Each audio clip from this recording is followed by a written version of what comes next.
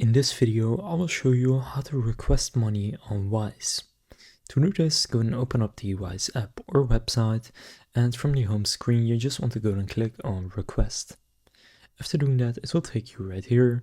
From here you can set it to anyone, or you can add a specific name of one of your contacts.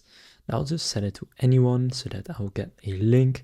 From here you can now just go and click share and then copy or send your link to someone, and then they can enter how much they want to pay you. But what you can also do is click add amount and note, and then here you can add an amount in whichever currency you want, for example 50 euros, and you can add a note and then click create request, and then you can just go and click on copy and now share the link with someone. Then they will see something like this, so of course it will be your name and amount, and then they can pay with Wise or do a bank transfer.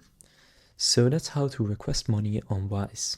If this video was helpful, please consider leaving a like and subscribing to my channel. With that being said, I will see you in the next video.